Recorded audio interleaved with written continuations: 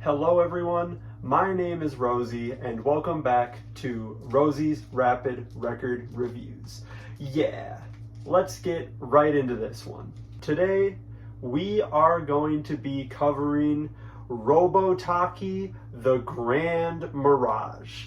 This album has been with me for the past 5 years of my life, and for at least a considerable amount of time there, was my favorite thing ever. And I've listened to it again, and this is probably my second listen this year, and it's my favorite thing ever again. But first off, just listening to this again for the review, it set me all the way back to 2020, and the first thing I've got to say is I fucking hate COVID-19. Like, this album alone, you get to the possibility of a dream coming true. This is like the Grand Mirage, like, trailer music. Like, I can see the startup for the movie in my mind right now. And I feel like the tour would have been the movie. I feel like these songs being played out would have changed my brain chemistry even more that the album already hasn't. And with the COVID-19 rant out of the way before we even got to the drawing, I don't know what the fuck's going on. I told you it's going to be a weird one. But I'm not even going to say we draw the cover arts poorly here this time. Because look at this shit. I don't want to glaze, but I popped the fuck off. Like, that's what I'm going to say. I was going to color it in, but I think the way it looks now is just so cool, I had to leave it. And if you look over here, you will see the actual art. And I see this image in my dreams. I see this image when I'm working. I see this image when I'm talking to my family. This image is everywhere. I didn't even have the cover art like pulled up to draw this until I had to start drawing this stuff inside of the face. Just because, like, I know what that dude's face looks like now. I've seen this enough. Like, this album, it means so fucking much to me, man. Like, I can't even really convey through a review. I'm wearing a shirt of the second song on this album right now. But taking that song, Los Angeles, it's just so instantly stunning. Those little notes and progression in the beginning of the song, and Maya Manser's just, oh my god, her performance is so fucking good. If all that I'm good. I know I usually like sing the songs in the album reviews here, but I can't do that this time because I'll do it with every fucking song. Let me stop here. It just feels like you can let go of your problems listening to this song. I have definitely had a good cry, or one or two, or like 1,000 to this song, and it's gonna happen again in the future. This is just a song that resonates to my soul, as you could probably tell by the first song being titled The Possibility of a Dream Coming True, the cover art being this spacey, wavy, like, version of his head with all these different colors, and you can see the stars and the space in the background. This is an album inspired by dreams. I can't exactly remember what he posted. I know he posted a whole write-up about it, but to me, this album really does just feel like one big dream. And sorry about the Xbox notification. God, that distracted me. I'm sorry. Okay, yeah, I was talking about the dream thing.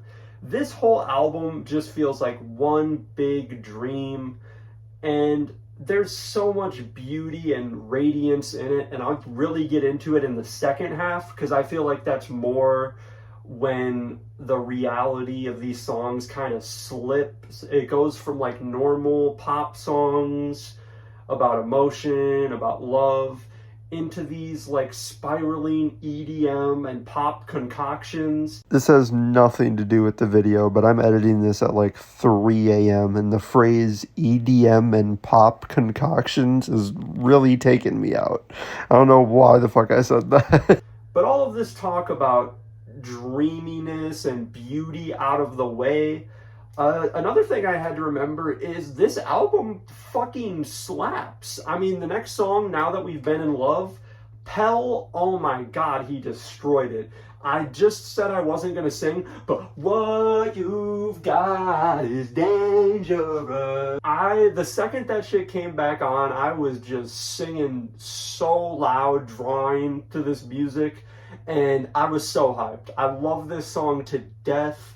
The Map Zoe remix should have been better. I'm still not over that. Those are my two favorite artists of all time on the same thing, and it sucked. Do better, Map Zoe. And I don't even feel rude for saying that, because you have like 100 incredible songs. Like, this is the one time you missed. A big, like, defining trait of Robotaki is the super playful and just nice melodies. And it especially comes forward in this song. It's got nice guitar, it's got a great melody to boot, these great drums. But my favorite part is when you get these synths at the end, this like that sound, that's beautiful. I just love how playful that is. And it also makes me think of the later track, Dreamcatcher with Miku. Miku, I'm thinking me. Dreamcatcher with Miko. I didn't talk about Dreamcatcher very well, so I just wanted to quick pop in, say Miko's vocals are very nice. They fit the song really well. I like the pre-chorus a lot where he's talking about your eyes look like kaleidoscopes. That's fire. And I just love how playful the drums are on here, the flutes, the synths. It's a great pop song. Holding On made me just get up out of my seat and start dancing around for 2 minutes instead of drawing, because it's Holding On with Billboard. These lyrics are fucking devastating. I really don't know if I've related more to a song ever in my life, and his performance is great on it. I love the instrumental. I think this is maybe the catchiest chorus Robotaki has ever put together. And that's saying something, because he made All I Can Do and Meant to Be. And yeah, this is just a flawless song. This is one that over these 5 years has just grown higher and higher in the ranks of this album for me. This is like top 3 material. Quasar, I still don't know how you're supposed to say that word, is another incredible song. This really shows off how good he is at mixing like future bass and more nice poppy, like sub-EDM genres that aren't just straight up pop music. I love how nice and digital the synths are on here. The fun, adventurous, playful, and like whimsical part of the dream is now over. You can close that book, because you thought Los Angeles was bad? Let me introduce you to this shit. Do you feel the weight of time? I might be acting funny right now, but this song has devastated me. It has torn me down into little itty bitty pieces and then pulverized that into a thinly veiled dust and then blowed it out a window. Good God, passing of time. What do I even say? I think one of the first times I was listening to this track, I got it beforehand because he had this whole like messaging system with his fans, and he would share updates about the album and how it was going on. And I think eventually he ended up sharing this track, and I just listened to it outside one night on the front lawn, just sitting down looking up on the stars, and that's something I still remember to this day. That was one of those like I didn't realize I was going to be locked inside for 6 month days. So that moment really hits as one of those last moments of me just being outside and enjoying my childhood, and then going back outside after COVID ended to work, you know? I can't keep waiting for a feeling. I let it all slip through my fingers. That's how you're gonna open the part right after this drop happened and I'm already crying? Bro, why? I don't even want to spoil the whole song or experience for you, because this one is just, it's gut-wrenching, man. There's something about the way he delivers it, the instrumental. whatever he was going for and what he felt writing this song, I think he conveyed tenfold with the actual song he put out. It's just a masterpiece to me. I love these like wind chimey sounds at the end that that lead us into the next track, which is Duka or Duka. I still don't know how to pronounce that one either. But this was one of the most mind-shattering first listens I've ever had to a song. I've been pretty positive on this album up to this point, you know, definitely not an understatement there. But I just need you to understand, as much as I love all of these previous songs, these are songs, you know what I mean? These are like tangible, like normal songs. Like Duka, it's an experience. When I say this album is a dream, this is the instant thing I think of. The moment this track drops, it just feels like you're inserted into like the middle of fucking space and you're going faster than the speed of light. You just see the stars racing by you. It's like your whole third eye opened. It's just like, there's just something about this otherworldly instrumental he cooked up and the way he hums and sings over it. It's beautiful. The drums are so fucking good, man. Like, I'm sorry I keep swearing. I just added for emphasis, but they are incredible. The main melody of this song just sounds like the most cursed children's lullaby that has like ever been created. This is the song that I always said, you know, Obelisk, this is the weakest one. I don't get it. Fuck you. Loser alert. Wrong. This song is sick. It is just so wild. Like, the bass is disgusting for one. It's so like evil sounding. There's not a single other bass line on this album that's like even close to like the gnarliness of this one. I love that for this song. It really gives it its own like edge. And it feels like if there was any moment where this was almost slipping into a nightmare, we reached it. Next up, we have Identity, and this really does feel like kind of a centerpiece of the album. I really enjoy the use of just like this clock ticking sound effect that goes through the track. The drops are absolutely fire. I love the synths he's using in them. It feels very Anachronism.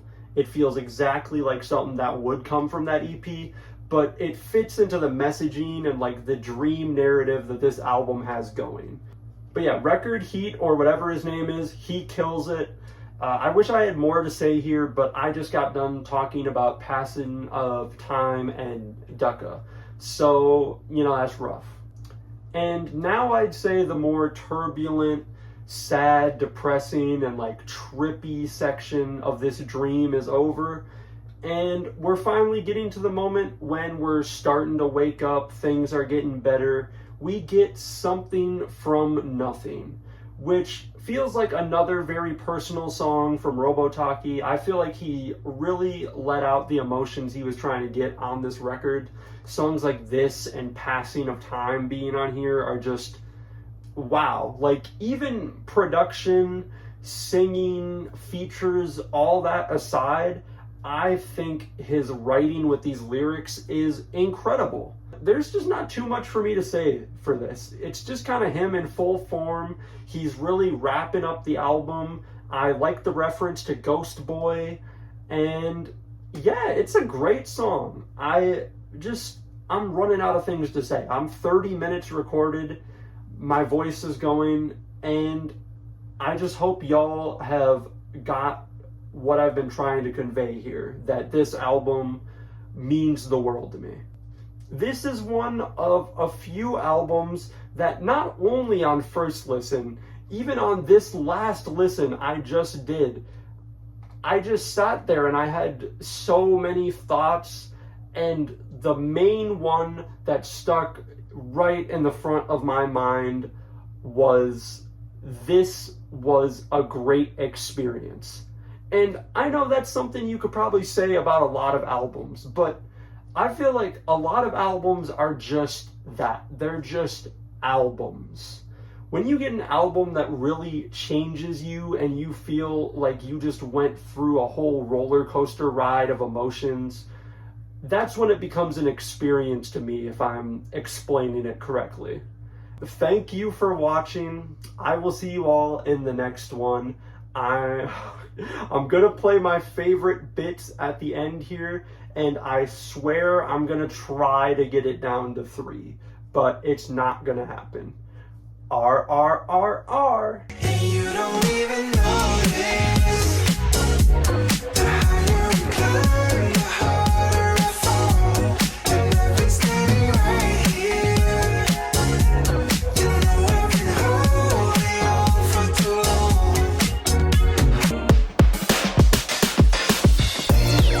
I just want to keep on feeling.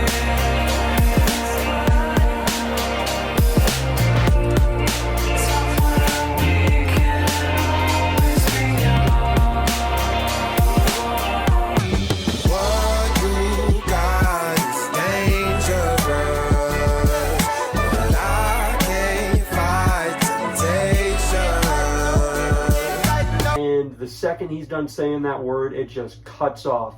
Fast asleep, go slow.